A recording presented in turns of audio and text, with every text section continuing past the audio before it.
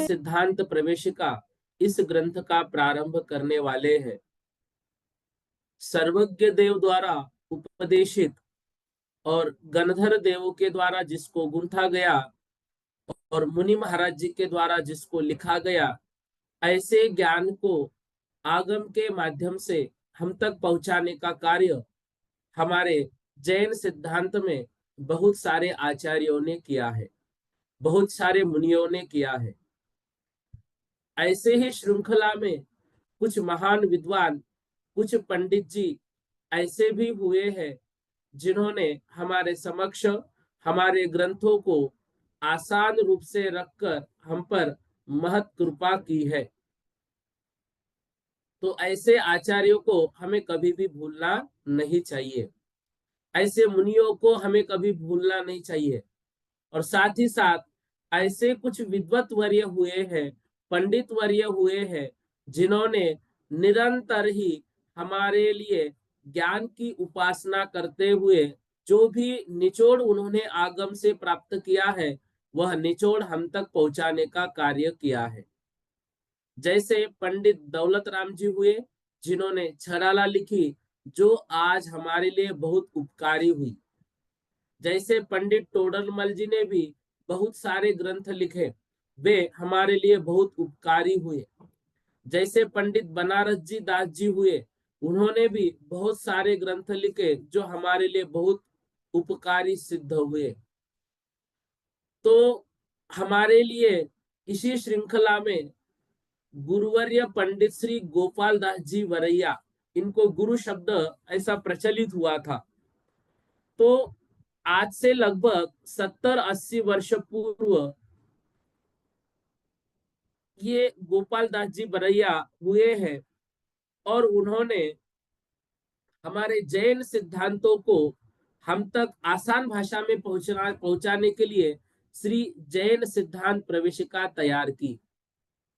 तो श्री पंडित गोपाल दास जी वरैया उन गौरवशाली व्यक्तित्वों में से एक है जिनके लिए महान महान पंडितों ने, महान महान विद्वानों ने उस समय अनेक उनको उपाधियां देकर अलंकृत किया था। तो ये जो गोपाल दास जी वरैया थे, इनका जीवन आदर्श जीवन था और इनका चरित्र उज्जवल चरित्र था। उन्होंने अपने त्याग एवं सेवा से हमारे देश और समाज के लिए उल्लेखनीय और महान ऐसा योगदान दिया है, जिस कारण से संपूर्ण जैन समाज आज उन पर गौरव करता है। हमारे जो पंडित गोपाल दास जी बरैया है, उनका नाम गोपाल दास और उनका जन्म उत्तर प्रदेश प्रांत के आगरा शहर में 1867 अर्थात 1923। तो जो बरैया जाति वहां पर होती है आगरा में, तो श्रीमान लक्ष्मण दास जी जैन के परिवार में उनका जन्म हुआ है। और उन्होंने अपने जीवन में बचपन से ही अपने जैन धर्म के प्रति एक विशेष आस्था रखी। वे स्वयं अप्रतिम प्रतिभा के धनी थे ही, लेकिन धनी होने के बाद भी उसका उपयोग करने के लिए हमारे जैन दर्शन के अनेक ग्रंथों का अध्ययन उन्होंने बचपन से ही शुरू किया था। और आगरा जो है वह पंडितों की नगरी मानी जाती थी। हमें गर्व है, हमारे गुरु स्वर्गीय पंडित श्री रतनलाल जी बेनाडा साहब भी उसी आगरा नगरी से हैं। और वो हमको बताते थे कि आगरा नगरी में महान महान पंडित विद्वान रहते थे और वे अपने ऐसी शिष्य परंपरा बनाया करते थे और पढ़ाया करते थे। तो जो गोपाल दास जी बरैया है, गोपाल दास जी बरैया ने बहुत अच्छे कार्य किए थे। उन्होंने जैन सिद्धांत विद्यालय की भी शुरुआत की थी, क्योंकि जैन धर्म में संस्कृत, प्राकृत, अर्धमागधी इन भाषाओं को अत्यंत महत्व है।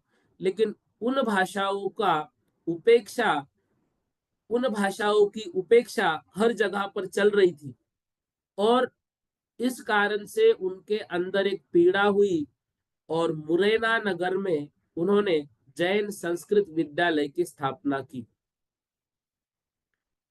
श्रीयुत शुल्लक गणेश प्रसाद जी वर्णी हो, फुलचंद जी शास्त्री हो, पंडित श्री जगन मोहन लाल जी शास्त्री हो, पंडित कैलाश चंद जी सिद्धांत शास्त्री हो, पंडित पन्नालाल जी साहित्याचार्य हो, आदि महान महान विद्वानों ने आपके गुणों का हमेशा महिमा मंडन ही किया है।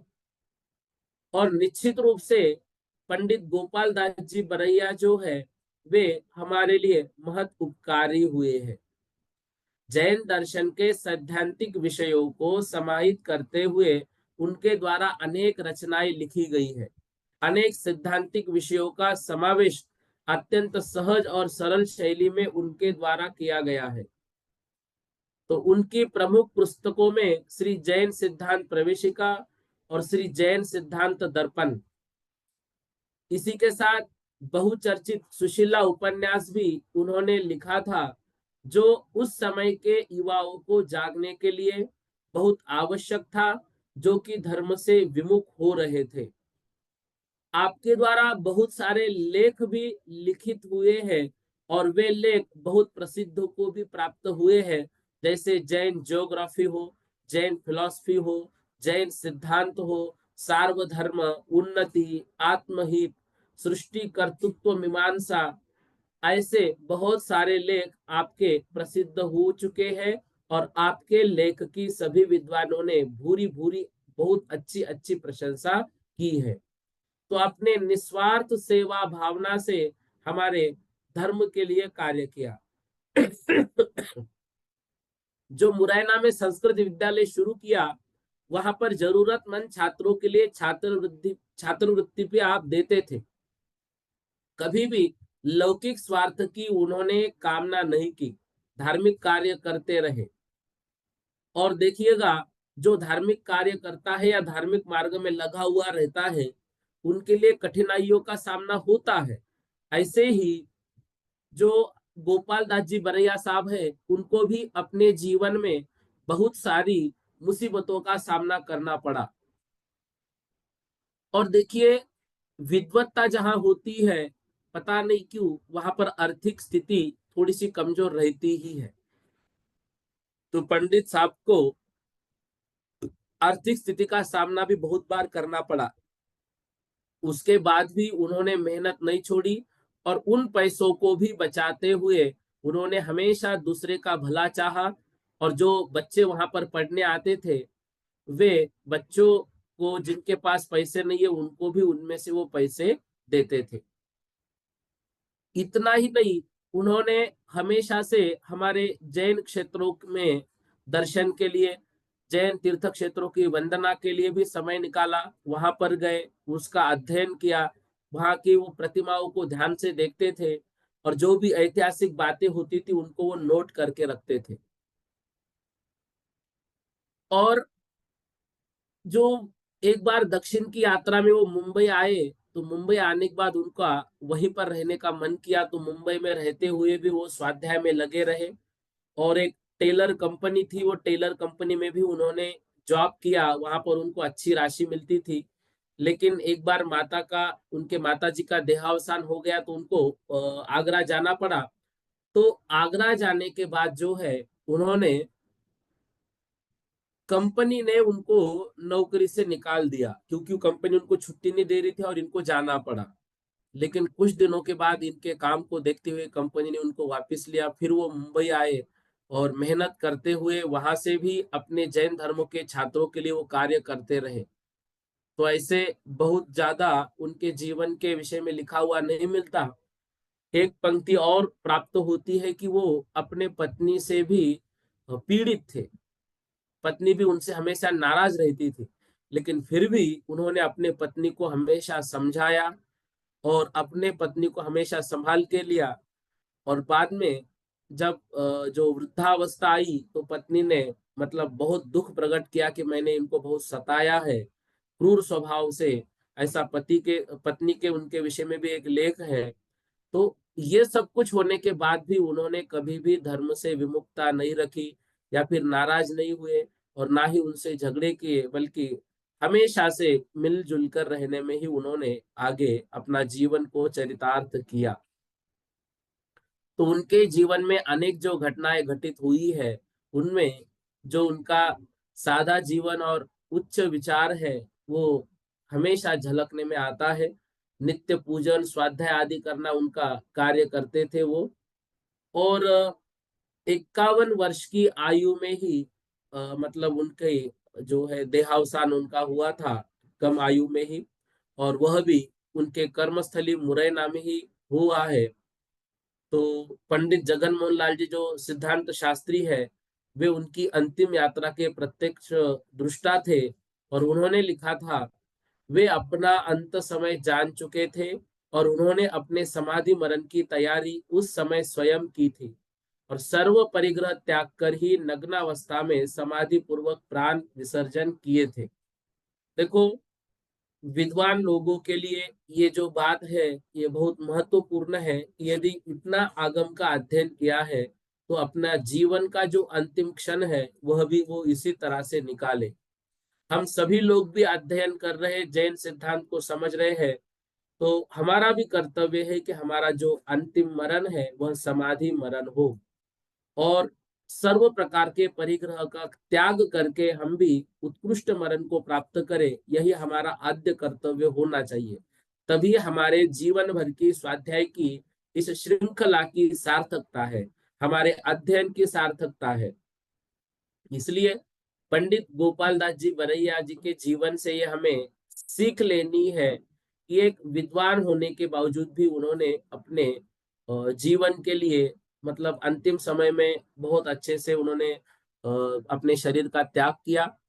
अभी आपको शायद आपने यूट्यूब पे भी देखा होगा कि अभी लगभग 6-7 महीने पूर्व आचार्य प्रसन्न सागर महाराज जी के पास अखिल भारतीय विद्वत परिषद के एक विद्वत वहां पहुंचे थे और उन्होंने भी अपना सब कुछ गुरुवर के चरणों में समर्पित करते हुए, सब कुछ त्याग करते हुए अपने जीवन को उनके चरणों में सौंपा और बहुत उत्कृष्ट समाधि मरण उन्होंने यहाँ उदगांव महाराष्ट्र में प्राप्त किया। ऐसे बहुत सारे पंडित वर्य आजकल इस विषय की ओर आकर्षित हुए हैं कि ऐसा करना है।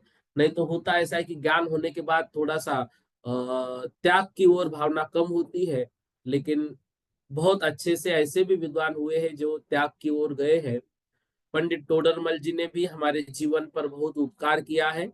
और कुछ जो बातें हैं कि उनको अंतिम समय में मतलब शिक्षा दी गई थी हाथी के पैर के नीचे आने की, और इस कारण से उन्होंने जो ग्रंथ लिखे, कुछ बातों के कारण उनका वो पुनः उसका जिसको हम बोलते हैं कि एक वाचना होनी चाहिए, वो वाचना नहीं हो पाई तो कुछ कुछ गलतियां रही। लेकिन जो उन्होंने लिखा है वो गजब लिखा है।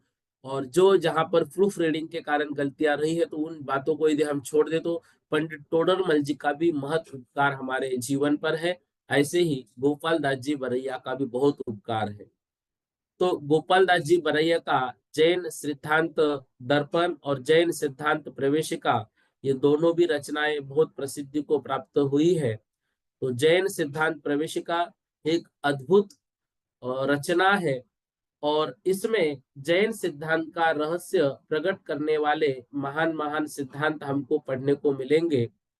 तो जैसे आचार्य कुंद कुंदचार्य महाराज ने अनेक ग्रंथ लिखे और उन ग्रंथों को समझने के लिए, जैसे कुछ द्रव्यानुग के ग्रंथ है, कुछ कर्णानुग के ग्रंथ है, उन ग्रंथों को समझने के लिए कुछ व्याख्याओं की आवश्यकता महसूस हुई। तो उन जटिल शब्दों के लिए, उन जटिल जैन सिद्धांत को संपूर्ण जीवों के लिए या फिर सभी के पास पहुंचाने के लिए उन्होंने जैन सिद्धांत प्रवेशिका की आवश्यकता महसूस की और द्रव्यानुयोग और कर्णानुयोग की हमारे व्याख्याओं को, जो शब्द है उन शब्दों की व्याख्याओं को उन्होंने इस जैन सिद्धांत प्रवेशिका में हमारे समक्ष प्रस्तुत किया है। तो जैन सिद्धांत प्रवेशिका एक हमारे लिए बाल अवबोधिनी रचना है। मतलब हमारे लिए हमारे जैन सिद्धांतों को वो समझाने की बहुत गजब की रचना है। तो जो जैन सिद्धांत प्रवेशिका है उसको आधार बनाकर उन्होंने लघु जैन सिद्धांत प्रवेशिका की भी रचना की थी। तो इस तरह से ये जो जैन सिद्धांत प्रवेशिका है, तो जैन सिद्धांत प्रवेशिका ये प्रश्नोत्तर शैली में लिखी गई एक बहुत सुंदर रचना है। और पंडित गोपाल दास जी बरैया जी ने प्रश्नोत्तर शैली के माध्यम से जो विषयों का क्रम हमारे समक्ष रखा है, वह विषयों का क्रम भी अत्यंत हमारी आवश्यकताओं को समझकर लिखा हुआ है। इस तरह से जैन सिद्धांत प्रवेशिका को आज से हम प्रारंभ करते हैं। मैं क्षमा चाहता हूँ, विगत 2-3 दिन से तबीयत की मतलब बहुत ज्यादा खराब हो गई थी। बहुत ज्यादा कहने की अपेक्षा, मतलब खांसी बहुत थी तो बोल ही नहीं पा रहा था। बहुत लोगों के फोन आए, बहुत लोगों के मैसेज आए, और आप सभी का धन्यवाद कि आप लोगों ने इतना ध्यान रखा। मतलब जैसे एक नाम मैं नहीं ले सकता, ऐसे बहुत सारे लोगों ने अलग अलग उपाय मुझे बताए, मतलब मैसेज के माध्यम से, किन्होंने रैकी के माध्यम से, किन्होंने औषध के माध्यम से, दवाई के माध्यम से, काढ़ा के माध्यम से। संगीता भाभी ने तो वो क्या बोलते हैं, वो कलर थेरेपी के माध्यम से, वहां से वो सब कुछ कार्य बहुत अच्छे से हुआ और तबीयत में अभी लगभग अच्छे से सुधार हो गया। और मुझे याद है कि लगभग 2002 नहीं, 1998 से मैं बाहर पढ़ाई करता हूँ। उसके बाद पहली बार ये 2-3 दिन ऐसा इतना तबीयत खराब में ये आया, पता नहीं कैसे क्या ये अशुभ कर्मों का उदय आया था, साता वेदनीय का जो चला गया। तो मतलब पहली बार इतनी तबीयत गड़बड़ हो गई थी, लेकिन अब बहुत अच्छी सी है। और आप लोगों की वो जो दुआ थी वहां घर बैठे बैठे, वो निश्चित रूप से रंग लाई। तो बहुत अच्छे से तबीयत हो गई, और सब कुछ हमें वापस पूर्ण पूर्व जैसे ही प्रतिदिन पढ़ते हुए आगे बढ़ना है। तो आप लोगों का धन्यवाद। और 3 दिन आपके स्वाध्याय की कक्षा के मतलब नहीं हो पाए, उसके लिए मैं क्षमा प्रार्थी भी हूँ। आइए सर्वप्रथम जो जैन सिद्धांत प्रवेशिका का मंगलाचरण है, उस मंगलाचरण का अध्ययन हम करते हैं। मंगलाचरण को हम समझते हैं और उसके उपरांत हम आगे बढ़ेंगे। हाँ। नत्वा जिनेन्द्र गत न नत्वा जिनेन्द्रम गत सर्वदोषम। बोलिएगा, नत्वा जिनेन्द्रम गत सर्वदोषम,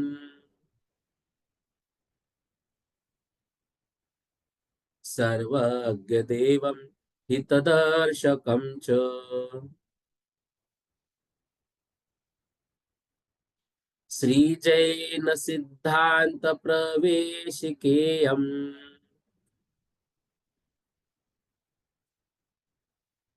विरच्यते स्वल्पधियां हिताय।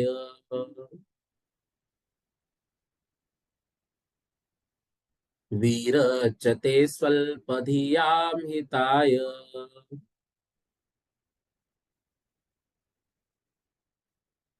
नत्वा जिनेन्द्रम गत सर्वदोषम। गत सर्वदोषम मतलब गत सर्वदोषम, जिनके सर्वदोष गत मतलब चले गए हैं, अर्थात जो सर्व दोषों से रहित है। तो दोषों से रहित कौन? वीतरागी। गत सर्व दोषम, सर्वज्ञ देवम, जो सर्वज्ञ है। हित दर्शकम, हित दर्शकम, हित मतलब सभी का हित चाहने वाले हैं, अर्थात परहित उपदेशी है। ऐसे जिनेन्द्रम, शुरुआत में देखो शब्द जिनेन्द्रम, नत्वा, ऐसे जिनेन्द्र भगवान को नत्वा मतलब नमस्कार करके। कैसे है जिनेन्द्र भगवान? गत सर्वदोषम, सर्व दोषों से रहित है, अर्थात वीतरागी है। सर्वज्ञ देवम, सभी पदार्थों को जानने वाले हैं, सर्वज्ञ है। और हित दर्शकम च, अर्थात परम हितोपदेशी है। ऐसे जिनेंद्र भगवान को नत्वा मतलब नमस्कार करके मैं कौन, तो देखो दूसरी श्लोक के अंत में लिखा है स्वल्प धियाम हिताय। स्वल्प धियाम, स्वल्प अर्थात अल्प बुद्धि के धारक, स्वल्प मतलब अल्प, धियाम मतलब बुद्धि के, हिताय मतलब उनके हित के लिए, जो अल्प बुद्धि के धारक जीव है उनके हितों के लिए इयम अर्थात यह जैन सिद्धांत प्रवेशिकेयम अर्थात जैन सिद्धांत प्रवेशिका को विरच्यते अर्थात मैं लिखता हूं। देखिए, जैन सिद्धांत प्रवेशिका एक ऐसा ग्रंथ है, याद रखिएगा, भारतवर्ष के हमारे बहुत सारे महाविद्यालयों में, यूनिवर्सिटियों में जो सिलेबस के लिए जैन शास्त्र रखे गए हैं जहां जहां पर, उनमें एक जैन सिद्धांत प्रवेशिका को भी रखा गया है। तो ये जैन सिद्धांत प्रवेशिका बहुत ही प्रसिद्ध ग्रंथ है। तो यहाँ पर इस मंगलाचरण में जिनेन्द्र परमात्मा के 3 गुण बताए हैं, वीतरागी, सर्वज्ञ और हितोपदेशी, और उनका स्मरण करते हुए उनको नमस्कार किया और ग्रंथ लिखने की प्रतिज्ञा की। वे लिखते हैं कि जैन सिद्धांत प्रवेशिका अत्यंत अल्प बुद्धि के धारक जीवों को ध्यान में रखकर बनाई है, अर्थात विशेष बुद्धिमान जन इसे पढ़कर किसी प्रकार का विसंवाद न करे, ऐसी प्रार्थना भी इसमें सम्मिलित है। अर्थात इससे उनकी विनम्रता का परिचय भी मिलता है। मतलब ऐसा मत समझना कि उन्होंने अल्प बुद्धि हम लोग को समझ के हमारे लिए लिखा है, ऐसा नहीं। उनका यहाँ पर ये कहने का भाव भी है कि भाई अल्प बुद्धियों के लिए लिखा है और मैं भी अल्प बुद्धि हूँ। जो भी विशेष बुद्धिमान जन है, यदि इसमें कुछ गलतियां होती है तो उसको समझ ले, उस पर विसंवाद ना करे, क्योंकि अल्प बुद्धियों के लिए है अल्प बुद्धि वाले का ग्रंथ। तो इस तरह से उन्होंने एक लघुता भी प्रकट यहाँ पर इस अर्थ के माध्यम से की हुई है। तो ऐसा ग्रंथ हमको आज प्रारंभ करना है, यह जैन सिद्धांत प्रवेशिका। अब जैन सिद्धांत प्रवेशिका में देखो, अध्याय 1 में 1 से लेकर 111 तक के प्रश्न हैं। अध्याय 2 में 112 से 244 तक प्रश्न है। अध्याय 3 में 245 से 449 तक है। अध्याय 4 में 450 से 579 है, और अध्याय 5 में 580 से 671। मतलब कुल मिलाकर 671 प्रश्न इसमें है। पंडित श्री गोपाल दास जी वरैया के द्वारा ये लिखे हुए प्रश्न है। और हमारे अभी किसमें, सप्तम वर्ष के सिलेबस में ये जो है इसमें से 2 अध्याय ही रहेंगे। तो जैन सिद्धांत प्रवेशिका एक लघुकाय प्रश्नोत्तरी के रूप में छोटा ग्रंथ है। चारों अनुयोगों का प्रवेश हेतु ये महान उपयोगी है। 671 कुल मिलाकर इसमें प्रश्न है। तो प्रथम अध्याय में 111 और द्वितीय अध्याय में 134 ऐसे प्रश्न है। तो 245 लगभग प्रश्न इसमें से हमारे इस वर्ष के सिलेबस में है। और यहाँ पर जो प्रश्न आचार्य मतलब पंडित जी लिखते हैं उसका उत्तर, उत्तर में और कोई शब्द आएगा तुरंत उस पर प्रश्न और उसका उत्तर, इस तरह से अध्ययन उन्होंने कराया है। तो ऐसा मत समझना कि इतने सारे प्रश्न है, इतने सारे याद रखने पड़ेंगे। तो ये एक के बाद एक जो विषय है उसको क्लियर करते गए हैं। और यह जो ग्रंथ है, इस ग्रंथ में जो व्याख्याएं हैं, इन व्याख्याओं को हमने अलग अलग ग्रंथों में ऑलरेडी पढ़ रखा है। तो बहुत सारी बातें ऐसी आएगी जो हमारे लिए मतलब हमने पहले पढ़ी हुई है, तो उनको समझना है। तो इस ग्रंथ के महत्व को समझकर परोपकारी गुरुदेव श्री निर्यापक श्रमण पूज्य मुनि पुंगव सुधा सागर जी महाराज जी ने 12 वर्षीय श्रमण संस्कृति पाठ्यक्रम के सप्तम अष्टम और वर्ष के पाठ्यक्रम में इसको निर्धारित करने का आशीष प्रदान किया। और 12 वर्षीय स्वाध्यायक्रम पाठ्यक्रम के अतिरिक्त भी सामान्य स्वाध्यायार्थी के लिए भी अभ्यास के रूप में आवश्यक रूप से बहुत अच्छा अध्ययन इस ग्रंथ के माध्यम से हो सकता है। तो हम सभी को इसको पढ़ना है और इन व्याख्याओं को समझना है। आइए, प्रश्न क्रमांक 1, प्रथम अध्याय। प्रथम अध्याय में प्रश्न क्रमांक 1, प्रश्नोत्तर अभी नहीं रखेंगे। प्रश्न आपका जो भी है वो या तो व्हाट्सएप पे भेज दो या बाद में, इसमें बहुत वक्त चला जाता है। प्रथम अध्याय देखो, पदार्थों को जानने के उपाय कितने हैं? पहला प्रश्न, पदार्थों को जानने के उपाय कितने हैं? पदार्थों को हम किन किन उपायों के माध्यम से जान सकते हैं? मतलब हमारे जीवन का लक्ष्य है तत्वार्थ श्रद्धानम सम्यक दर्शनम। तत्व और अर्थ के श्रद्धान को ही सम्यक दर्शन कहा है, और वह सम्यक दर्शन प्राप्त करना है हमारे इस जीवन का लक्ष्य है। एक बार सम्यक दर्शन प्राप्त हुआ तो हमारा जो संसार है वो अनादि संसार इतने में सिमट जाता है। तो सम्यक दर्शन को हमको प्राप्त करना है, तो फिर पदार्थों के भावों का श्रद्धान करना ही सम्यक दर्शन है। तो फिर उन पदार्थों को हम कैसे जाने? तो उसके लिए आगम में 4 उपाय दिए हैं: लक्षण, प्रमाण, नय और निक्षेप। पदार्थों को जानने के लिए जो उपाय दिए हैं उनमें 4 उपाय दिए: लक्षण, प्रमाण, नय और निक्षेप। अब 4 नाम आए, लक्षण, प्रमाण, नय और निक्षेप। तो लक्षण किसे कहते हैं? तो देखो, लक्षण किसे कहते हैं, तो यहाँ पर व्याख्या दी, मिले हुए बहुत से पदार्थों में से किसी एक पदार्थों को जुदा करने हेतु लक्षण कहते हैं। तो बहुत सारे पदार्थ हैं, लेकिन एक कुछ ऐसी विशेष बात होती है जो बात उसी वस्तु में पाई जाती है, उसके अलावा और कुछ किसी पे नहीं। तो वह बात उसको बाकी सब चीजों से जुदा करती है, अलग करती है।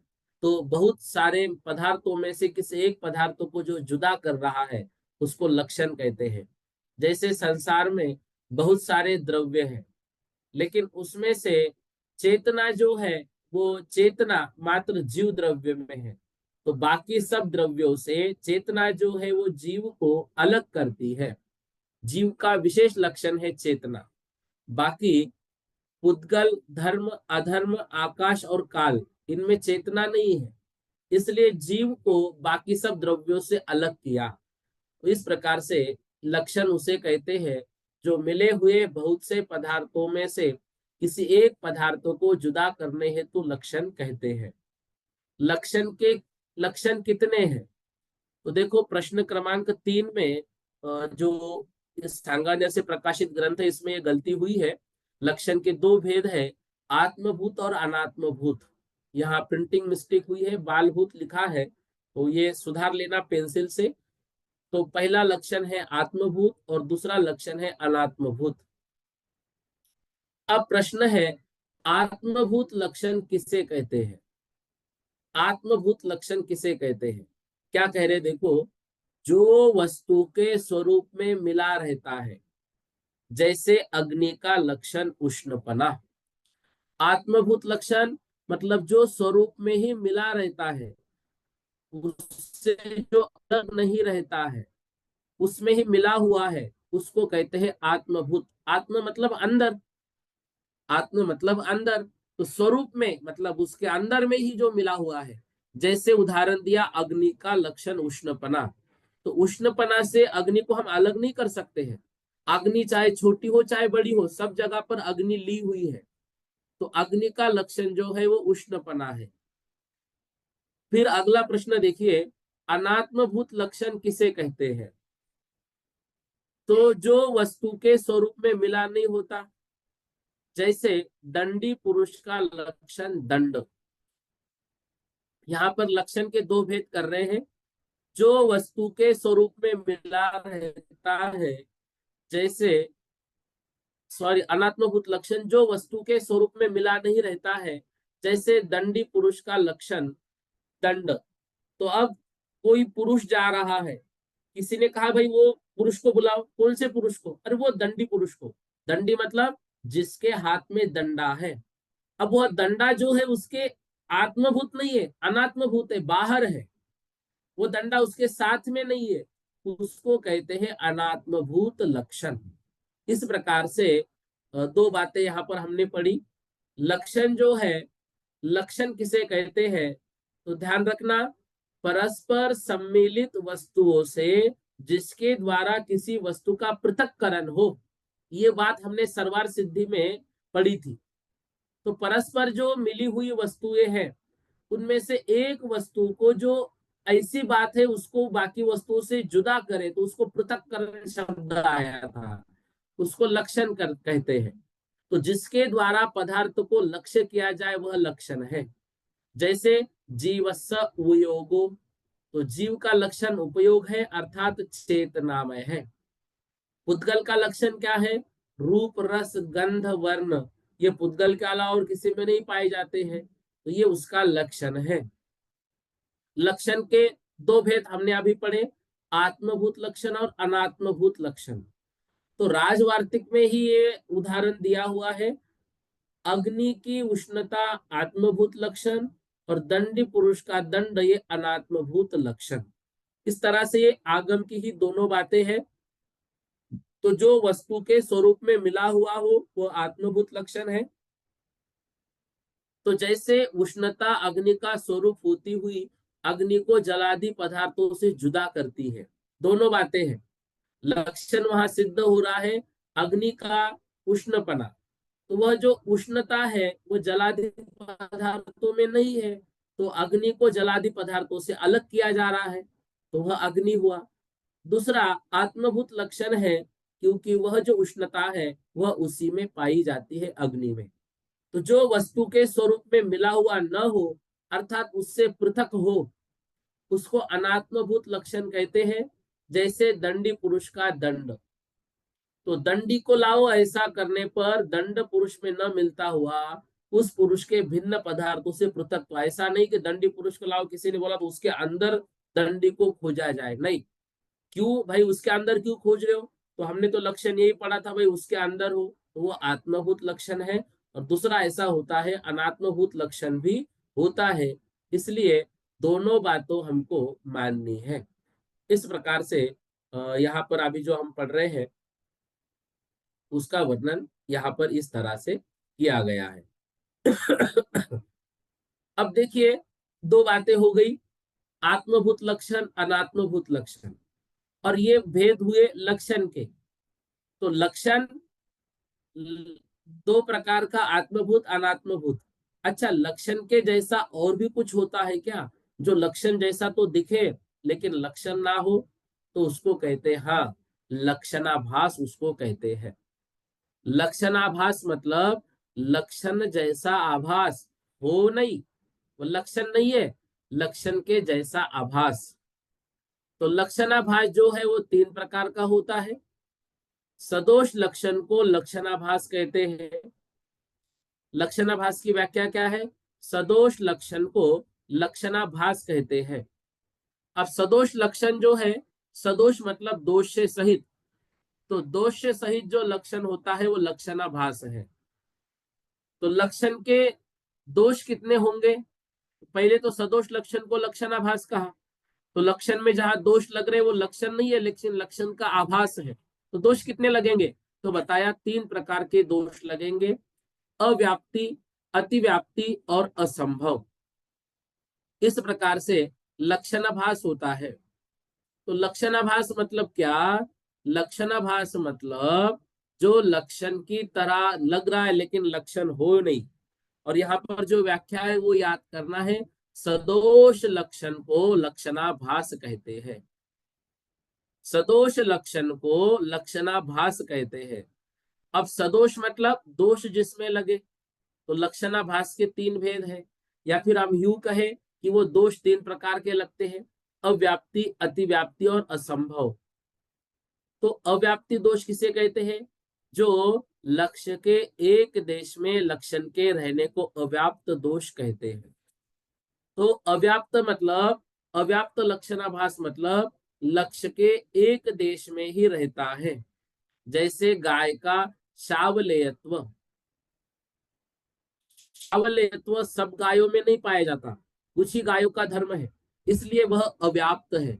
यदि हम ये कहें कि जो गाय है, जो गाय है वह गाय कैसी है, तो गाय शागलेत्व है, तो वह जो है वह अव्याप्ति दोष है। या फिर शागलेत्व मतलब जैसे, या फिर यूं समझे कि भाई थोड़ी सी सावली गाय है, तो वो गाय का लक्षण नहीं कह सकते क्योंकि सारी गाय सावली नहीं होती है। हम ये कहेंगे कि गाय का लक्षण सिंग है, तो नहीं कह सकते। क्यों? क्योंकि जो दोष है वो दोष उसमें लग रहा है, लक्ष्य के एक देश में ही लक्षण के रहने को अव्याप्ति दोष कह रहे हैं। ठीक है, यहाँ पर जो प्रश्न क्रमांक 8 है उसको अभी हमने छोड़ा है। क्यों? तीन चीजें हमको लक्षणाभास को पहले समझना है, अव्याप्ति, अतिव्याप्ति और असंभव। ठीक है ना। तो अव्याप्ति किसे कहा? लक्ष्य के एक देश में लक्ष्य के रहने को अव्याप्ति दोष कहते हैं, जैसे पशु का लक्षण सिंह। अतिव्याप्ति दोष किसे कहते हैं? अतिव्याप्ति दोष लक्ष्य और अलक्ष्य में लक्षण के रहने को अतिव्याप्ति दोष कहते हैं, जैसे गाय का लक्षण सिंह। तो ये लक्ष्य जो है गाय में भी है और दूसरी जगह पर भी है। ठीक है ना। अव्याप्ति दोष में पशु का लक्षण सिंह पढ़ा, सभी पशु सिंग वाले हैं तो सभी पशु सिंग वाले नहीं, बिना सिंग वाले भी पशु होते हैं। और अतिव्याप्ति में उदाहरण दिया गौ का लक्षण सिंग, भाई गाय का लक्षण सिंग तो ऐसा नहीं, तो बकरी में को भी सिंग पाए जाते, हिरन को भी सिंग पाए जाते। तो लक्ष्य हमारा गाय है और अलक्ष्य जो है वो बाकी चीज है।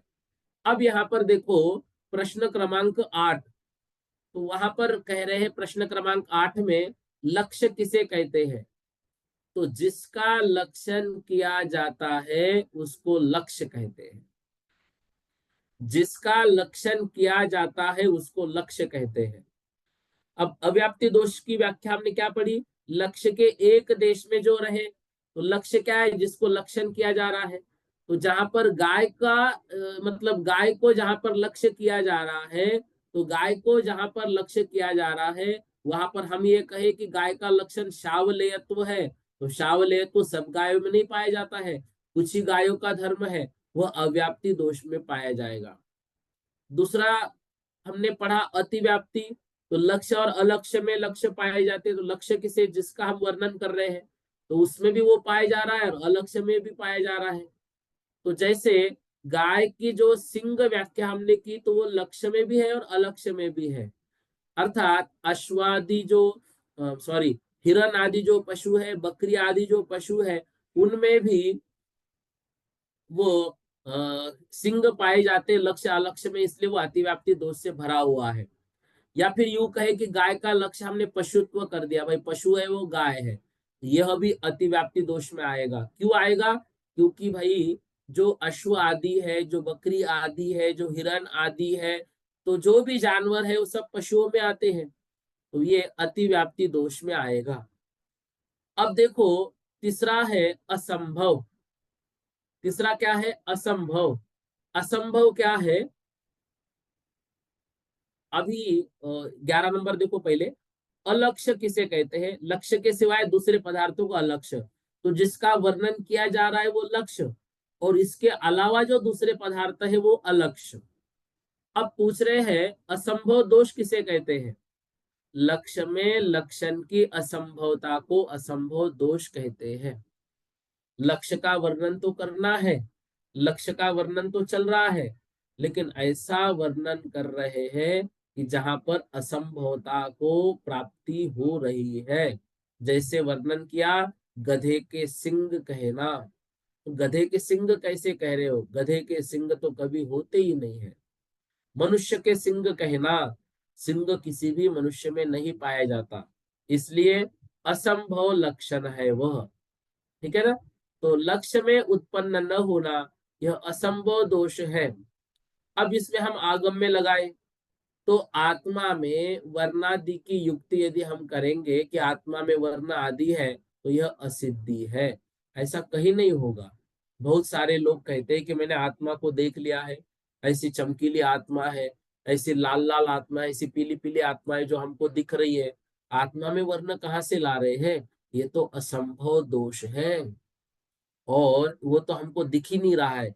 जिनको उसकी अनुभूति हो रही है, वो अनुभूति से ऊपर ऊपर के गुणस्थान में चल रहे हैं, वो बाहर बोल भी नहीं पाएंगे कि वो क्या देख रहे हैं आत्मा को। इसलिए असंभव दोष लगेगा यदि हम आत्मा को वर्ण लगाएंगे। और यदि हम कहेंगे कि जो आत्मा है वो शरीर रूप है, तो फिर आत्मा और शरीर लक्ष्य अलक्ष्य दोनों अलग अलग हो जाएगा, अतिव्याप्ति दोष वहां पर लग जाएगा। और अव्याप्ति दोष यदि हम ये कहेंगे कि जो आत्मा है वह आत्मा कर्मों से सहित है, तो वो एक ही देश में हो पाएगा, क्योंकि सिद्धों की आत्मा तो कर्म से रहित भी है। इस प्रकार से ये तीनों जो दोष है, उस दोष से जो रहित है वे लक्षण है, और उस दोष जो जो सहित है वे क्या है, वे लक्षणाभास है, वो सदोष है, इसलिए वो लक्षण की कोटि में नहीं आते हैं।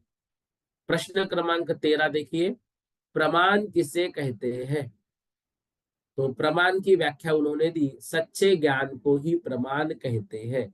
जो सच्चा ज्ञान है वो प्रमाण है। क्यों है प्रमाण? क्योंकि वह प्रामाणिक है, वह सर्वज्ञ भगवान के द्वारा जाना गया है, गंधर्वों के द्वारा समझाया गया है, मुनियों के द्वारा उसको आगम में लिखा गया है, इसलिए वो आगम है और वह सच्चा है, इसलिए प्रमाण है, वो अप्रामाणिक नहीं है।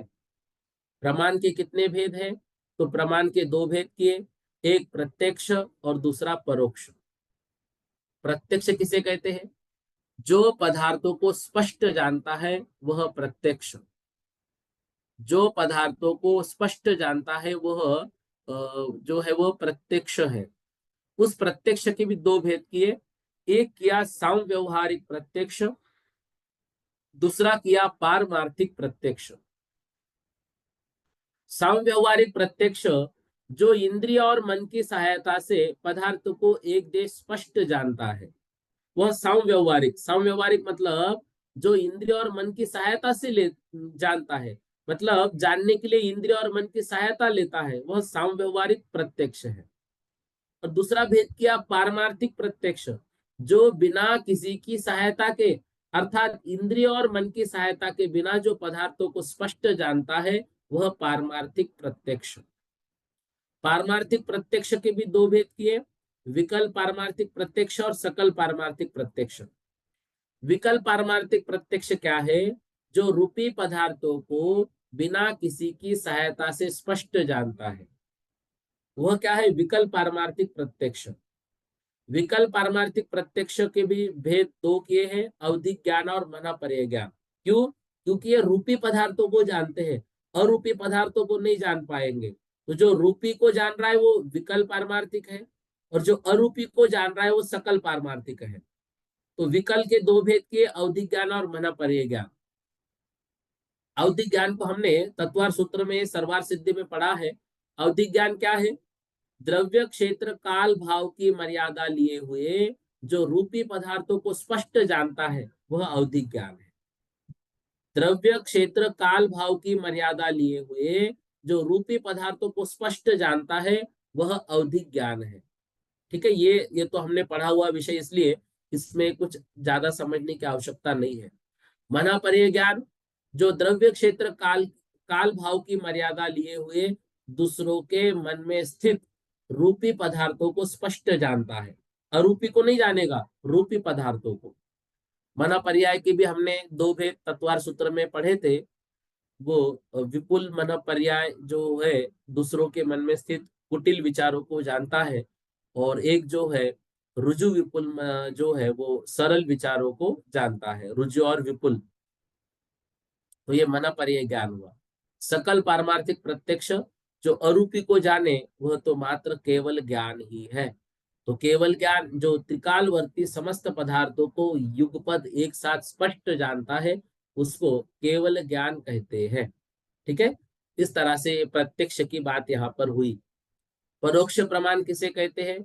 जो दूसरे की सहायता से पदार्थों को स्पष्ट जानता है, वह परोक्ष प्रमाण है। इसमें दूसरे की सहायता है।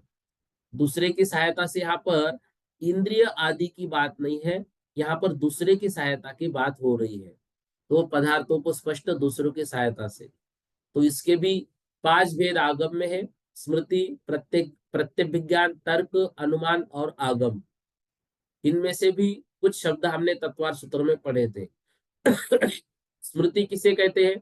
पहले ज्ञात या दृष्ट पदार्थ की याद आना, यह स्मृति है। तो ये परोक्ष प्रमाण है, क्योंकि हमको वो याद है, हमने देखा था उस कुछ समय पहले, लेकिन अब वो याद आ रहा है। प्रत्यभिज्ञान स्मृति और प्रत्यक्ष के विषयभूत पदार्थों में जोड़ रूप ज्ञान को प्रत्यभिज्ञान कहते हैं। भाई मुझे कुछ पहली चीज मैंने देखी तो वो याद है, और आज मैं देख रहा हूँ प्रत्यक्ष सामने, अब उसमें और इसमें जो जोड़भूत ज्ञान है वो प्रत्यभिज्ञान है। क्या है? यह वही मनुष्य है जिसे मैंने कल देखा था। तो स्मृति कल देखने की हुई, आज वो याद आया। जैसे अभी हमने अवधि ज्ञान की व्याख्या पढ़ी प्रत्यक्ष सामने, तो हमारी स्मृति में याद आया, हाँ ये तत्वार सूत्र में मैंने पढ़ा था। तो वो व्याख्या इस तरह से वहां पर सूत्र के माध्यम से दी थी, ये वही है। तो ये क्या है? ये प्रत्यभिज्ञान है हमारा। प्रत्यभिज्ञान के कितने भेद हैं? एकत्व प्रत्यभिज्ञान, सादृश्य प्रत्यभिज्ञान आदि इसके भेद होते हैं। एकत्व प्रत्यभिज्ञान किसे कहते हैं? स्मृति और प्रत्यक्ष के विषयभूत पदार्थ में एकता दिखाते हुए जोड़ रूप ज्ञान को एकत्व प्रत्यभिज्ञान कहते हैं। स्मृति और प्रत्यक्ष के विषयभूत पदार्थ में एकता जो बनाई जा रही है, भाई ये वही मनुष्य है जिसे मैंने कल देखा था, तो उसमें एकता, ये वही व्याख्या है जो मैंने तत्वार सूत्र में पढ़ी थी। तो यहाँ पर जोड़ बना रहे उसको कहते एकत्व प्रत्यभिज्ञान। और सादृश्य प्रत्यभिज्ञान, सादृश्य मतलब समानता। स्मृति और प्रत्यक्ष विषयभूत पदार्थों में सादृश्यता जो दिखाए, जोड़ रूप ज्ञान को सादृश्य प्रत्यभिज्ञान कहते हैं। जैसे गौ गवय रोज के सदृश है। अब सादृश्य और एकत्व, एकत्व में उनमें एकता दिखाई जा रही है और सादृश्यता में समानता दिखाई जा रही है। ठीक है। अब ये एकता और समानता का जो अंतर है, इसको हम कल की कक्षा में पढ़ेंगे। आज लगभग हमारे 30 प्रश्न हुए हैं, 31-32 को और विशेष रूप से कल की कक्षा में पढ़ेंगे। आज हम इतना ही पढ़ते हैं। थोड़ा सा आपको स्पीड लग रही होगी ज्यादा, लेकिन जो आसान प्रश्न है जो हम समझ सकते हैं वो हमको याद है, इसलिए उसमें उसको हमने थोड़ा सा जल्दी से लिया, शीघ्रता से। जहां पर विषय समझने का होगा वहां पर हम समझते हुए लेंगे। और इसको हमें व्याख्याओं को जो हमको समझो आती नहीं है, पहले तो पढ़ना है प्रश्न, इसकी व्याख्या मुझे आती है क्या, आती है तो ठीक है, नहीं आती तो उसको याद करना है। शब्द की संरचना यही हो ऐसा जरूरी नहीं है, लेकिन उसका अर्थ ऐसा ही निकलना चाहिए। तो थोड़ा आप अपने शब्दों में भी इसको लिख सकते हैं। जहां पर आवश्यकता होगी हम जो मूल आगम में इसके विषय दिए हुए हैं उसको भी इसमें लेने का प्रयास कर रहे हैं। एक पीडीएफ भी बनाने का प्रयास कर रहा हूँ, देखते हैं क्या होता है। तो उसके माध्यम से हम इसको पढ़ेंगे। आज इतना ही करते हैं। जो भी प्रश्न है आप व्हाट्सएप पर भेज दीजिए। बोधि समाधि परिणाम शुद्धि स्वात्मोपलब्धि शिव सौख्य सिद्धि चिंता मनिम चिंतित वस्तु दानि त्वामन्यमानस्य ममास्तु देवी।